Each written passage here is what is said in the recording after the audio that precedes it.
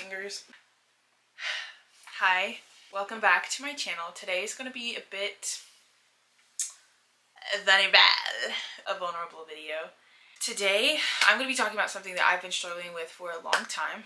I'm obviously sitting in my room. In the last couple of videos, I've been in a varied locations, my car, beach house, but today I'm coming to you live from my bedroom. Today we're going to be talking about acne. I have never gotten on camera and like threshed out all of my feelings, my emotions, and my journey and kind of just my story with acne and how much has it impacted my life from the age of like 16 up until now. I'm 24, which feels crazy to say. I might even been as younger, like as young as 14 or 15, kind of dealing with my first, pimples and going through puberty, and then obviously the scarring coming after that.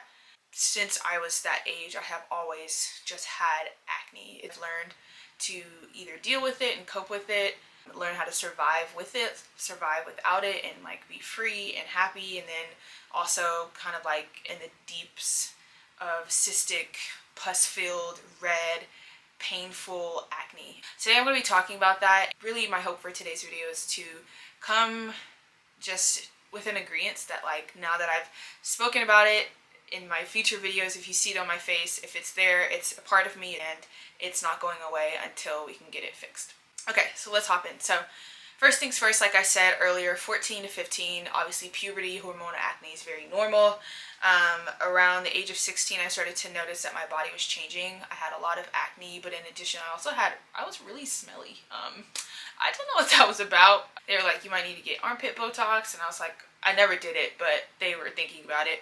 But since then, I have gone to a dermatologist, and in my town, I live in the city, but in my city, and they treated it, they got, took care of it. And so by prom of, I would say my junior and honestly my senior year of high school, I had like no problems with pimples. Even went on to freshman year in college and like was good. So the first round of treatment, I did the minocycline, tretinoin, clindamycin, and benzoyl peroxide wash treatment for any hormonal acne.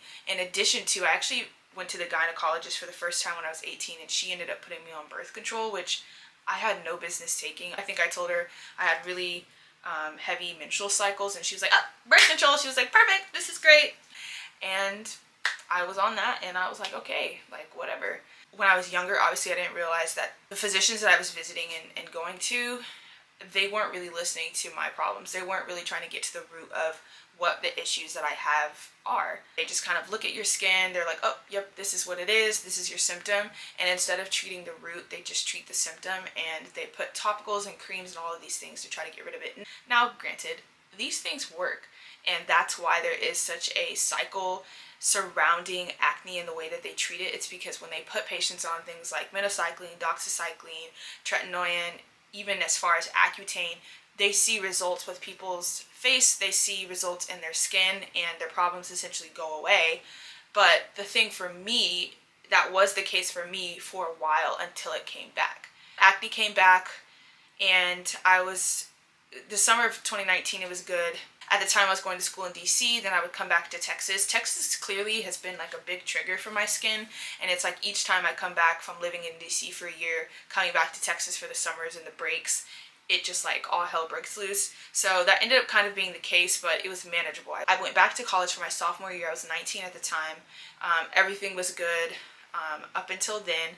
And in 2020, when COVID outbroke, I had to go home.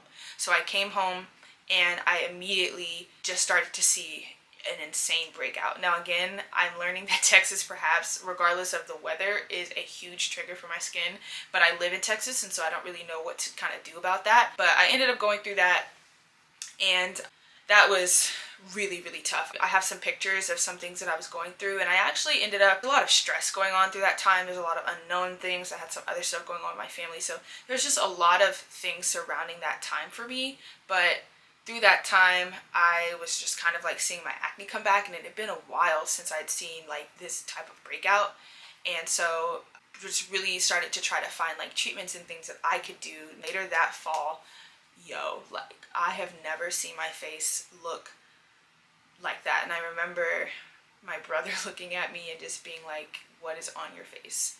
Anyone who knows living with acne, especially the people who are surrounded by you and like your mom and your dad and your family and friends, like when they start making comments, it literally feels like the world is just like they're just like their eyes are on you. And that is exactly how I felt. And I still kind of deal with some of those emotions today now that I have my acne. Now that acne's come back, I definitely feel like that feeling of like everyone's looking at me, everyone's watching me. After 2020, I ended up going back to the dermatologist again in 2021. It just ended up never being able to cure itself, so I went back on that. And so by my senior year of college, which was fall of 2021, I had clear acne by the time I went back to school. From fall 2021 up until I graduated in July of 2022, my skin was fine. I came back that August to Texas to start my first big girl job as a medical scribe to go to medical school. And my skin did the thing. And it just was just very annoying. And so that November, December, I did go back to the dermatologist that I had way back, you know, like the same one I've been going to since I was 16, the one I went to when I was 19, 20, the one I was 20, 21, and then I went back again literally a year later. And at this time, I guess I started to realize, I'm like, this treatment is like, it's good for a while and then it's no longer good. So I ended up going back on that treatment and it was good from November 2022 up until that March, around my birthday in 2023. My skin was great by then. And so then I spent the rest of the summer of 2023 great up until the most recent November 2023. My acne has come back. And so that acne that's happening from November 2023, there's a lot of dates, I know, but November 2023 acne is still the acne I'm dealing with today, which is now spring of 2024.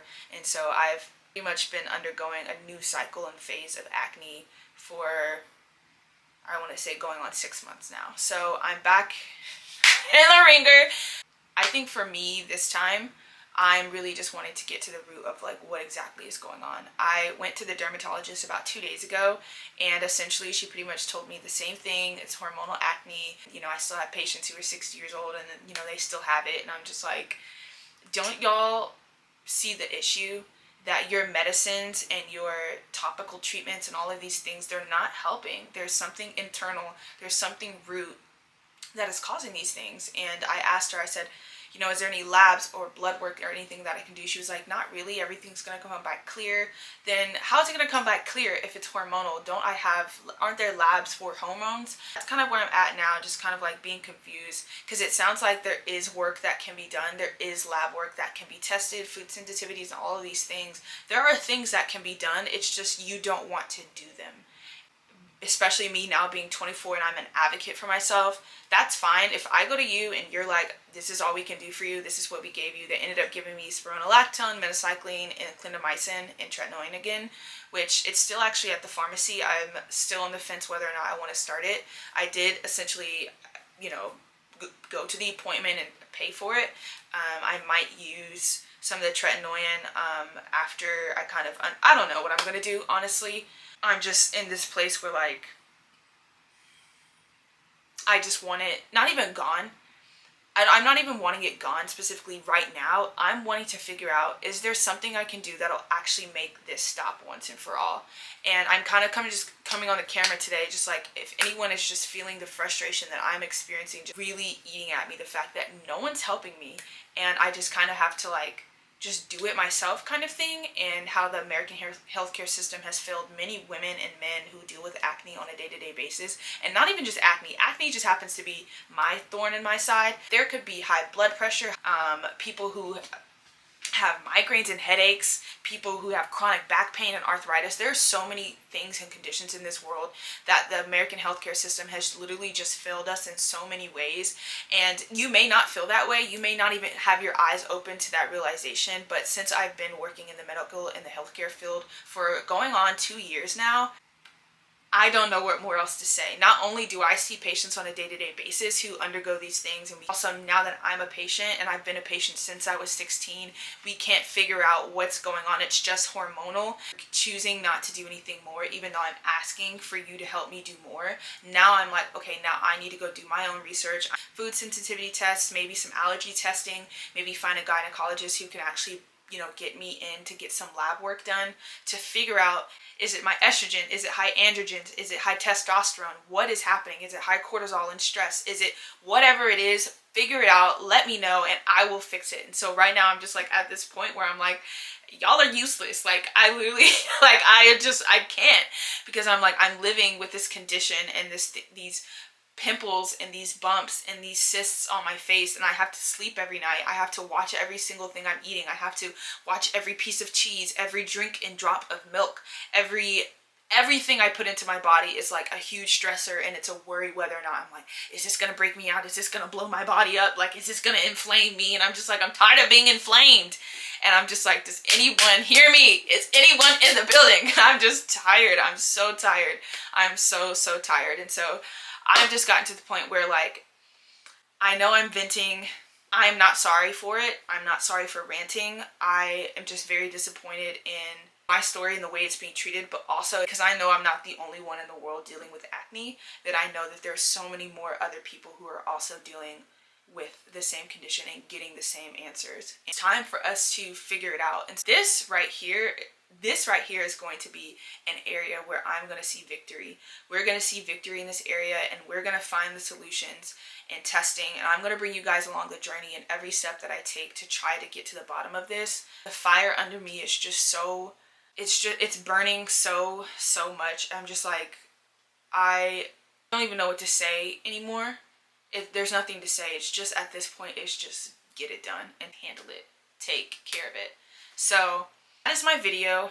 I am going to do as much research as I can. I've already started kind of that journey of like, okay, in the city I live in, like, where can we find healthcare specialists, naturopathic medicine maybe? What are some things that I can do to lessen the inflammation? What are some things I can eat? Because essentially it's what I'm eating, I know that, but I'm like, what specifically is raised? Is it like, do I have a sensitivity to gluten? Can I not? I mean, dairy is no good for anyone, especially in this society we live in, unfortunately. I'm like, I have no idea if I'm like, gluten, should I be eating that? I guess no one should be. I don't really know. But that's the thing, is like, we don't know. And so like, you're putting me on these meds and you don't know anything and I don't know anything, and we're just gonna treat you anyway. And it's like, we have no idea what we're treating. We're taking a shot in the dark and hoping that it hits. You know what I mean? And it's just like, what a waste of my $30 copay. Like, and it's just $30, but I'm like, we could have, like, I could, like, girl. So, that's my journey. I hope that, you know, this is helpful. But here is the condition of it now. This is like, just like natural. It's kind of overcast today, but here is the status of my acne. Today, honestly, the only thing, I'm just like, girl, what's that? I'm not gonna get on here and like overly criticize my skin, but I did just kind of want to show you guys what the status of it is. I have a considerable amount of scarring here on the jawline, a lot of texture here I get on the jawline as well. I get a lot of acne on my cheeks here. I'll change my pillow sheets today, but even I noticed that like fresh pillow sheets, I tried to sleep on my back just for the fact that that really kind of helps. And then we have it's just really oily, and yeah, that's kind of, I need to get my eyebrows done. That's kind of the status of where I'm at now. Every week it itches a lot sometimes, but every week it ebbs and flows. Some weeks I'm like, wow, my texture is like all gone, and then next week I'm like, yo, like, let up, you know. And it just, it's becoming something I'm like learning to survive with, but I don't want to have to survive with it. So I am glad I could tell you guys, and I guess I will see you guys in the next video. Just continue to fight and advocate for yourself in this society, because if you don't, no one else is going to. So, cassifornia, is signing off. Bye.